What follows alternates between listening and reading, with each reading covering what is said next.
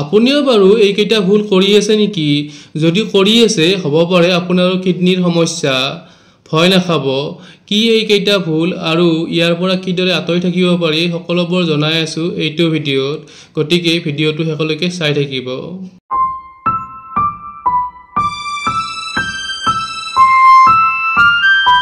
আমাৰ শৰীৰৰ ভিতৰত কিডনি এটা অতি গুৰুত্বপূৰ্ণ অংগ। ই শৰীৰৰ বিষাক্ত পদাৰ্থ নিষ্কাশন, পানীৰ সমতা বজাই ৰখা, ৰক্তচাপ নিয়ন্ত্ৰণ আৰু হৰমন উৎপাদনৰ কাম কৰে। কিন্তু জীৱনশৈলীৰ ভুল সিদ্ধান্ত আৰু কিছু অপৰিহাৰ্য অভ্যাসৰ বাবে কিডনিৰ ওপৰত বেয়া প্ৰভাৱ পৰে। সেইবাবে সুস্থ কিডনি বনাই ৰাখিবলৈ কিছু ভুল এৰাই চলাটো অতি জৰুৰী। এই ভিডিঅ'টোত মই কিছুমান সাধাৰণ ভুলৰ কথা উল্লেখ কৰিছো যিবোৰে কিডনিত গম্ভীৰ সমস্যা সৃষ্টি কৰিব পাৰে।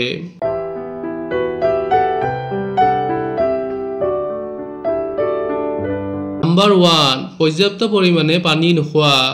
আমাৰ কিডনিয়ে শৰীৰৰ অতিৰিক্ত বিষাক্ত পদাৰ্থ ফিল্টাৰ কৰি নিষ্কাশন কৰে আৰু ইয়াৰ বাবে পৰ্যাপ্ত পৰিমাণে পানীৰ প্ৰয়োজন হয়। কিন্তু বহুতো লোকে দৈনিক পৰ্যাপ্ত পৰিমাণে পানী নাখায়, যাৰ ফলত মূত্ৰত বিষাক্ত পদাৰ্থ জমা হৈ কিডনিৰ ক্ষতি কৰে। বিশেষকৈ নিয়মিতভাৱে কম পানী খোৱাৰ ফলত কিডনিত ষ্টোন হোৱাৰ সম্ভাৱনা বৃদ্ধি পায়।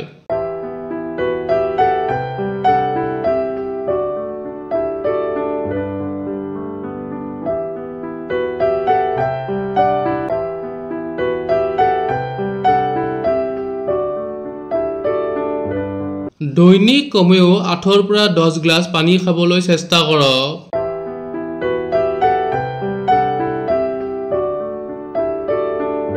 নাম্বাৰ 2, অধিক লৱণ খোৱা। খাদ্যৰ মাজত অধিক লৱণ থকা অৱস্থাত কিডনিয়ে ইয়াক প্ৰচেছিং কৰাৰ সময়ত অধিক চাপৰ সন্মুখীন হয়। ইয়াৰ ফলত লাহে লাহে কিডনি ক্ষতি হোৱাৰ সম্ভাৱনা বৃদ্ধি পায়।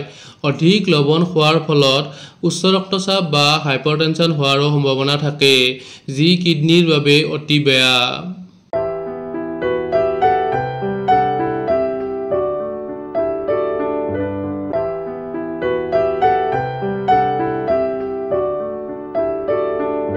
লৱণৰ পৰিমাণ নিয়ন্ত্ৰণ কৰি দিনে 5 পৰা 6 গ্ৰামৰ ভিতৰত সীমিত ৰাখিব। প্ৰস্তুত খাদ্য বা ফাষ্ট ফুড কম খাবলৈ চেষ্টা কৰিব।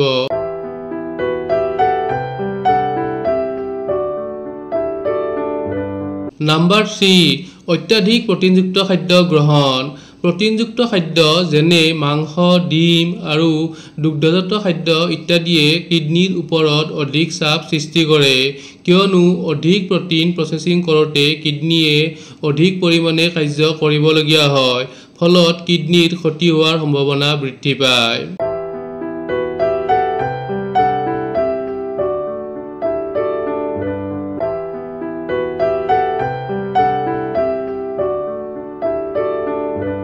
প্ৰয়োজনত ডাক্তৰৰ পৰামৰ্শ লৈ প্ৰটিনৰ পৰিমাণ নিয়ন্ত্ৰণ কৰক।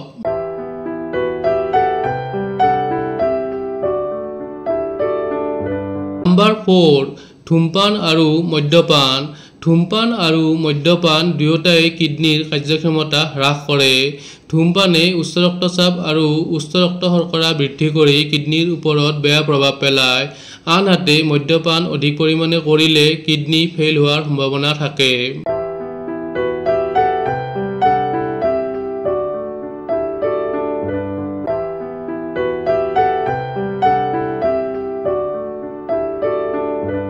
পাৰিলে ধূমপান আৰু মদ্যপান সম্পূৰ্ণৰূপে এৰাই চলক।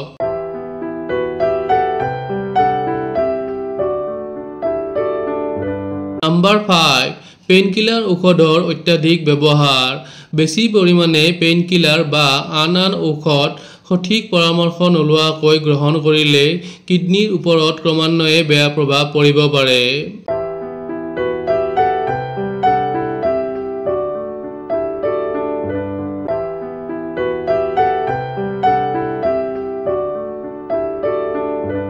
যিকোনো ঔষধ খোৱাৰ আগতে ডাক্তৰৰ পৰামৰ্শ লওক।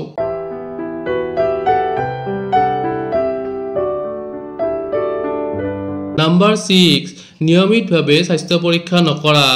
অনেক সময়ত কিডনিৰ সমস্যা আৰম্ভ হোৱাৰ পিছতো কোনো লক্ষণ প্ৰকাশ নাপায়। ফলত যেতিয়ালৈকে ৰোগ ধৰা পৰে তেতিয়ালৈকে দেৰি হৈ যায়। যদি আপুনি নিয়মিতভাৱে স্বাস্থ্য পৰীক্ষা নকৰে তেন্তে কিডনিৰ সমস্যা গম্ভীৰ হৈ উঠিব পাৰে।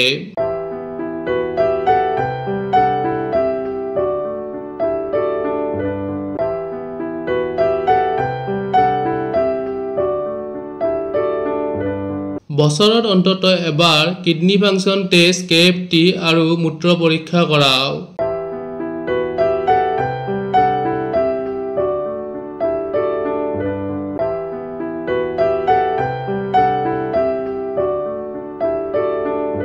দৈনিক কমেও 8 পৰা 10 গ্লাছ পানী খাব।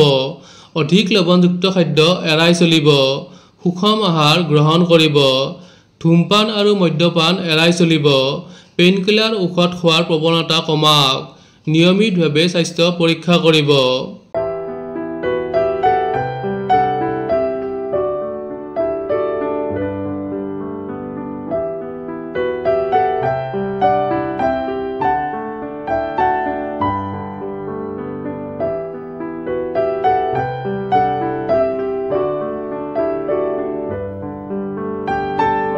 অৱশেষত ক'ব লাগিব যে কিডনি আমাৰ শৰীৰৰ এটা অতি গুৰুত্বপূৰ্ণ অংগ।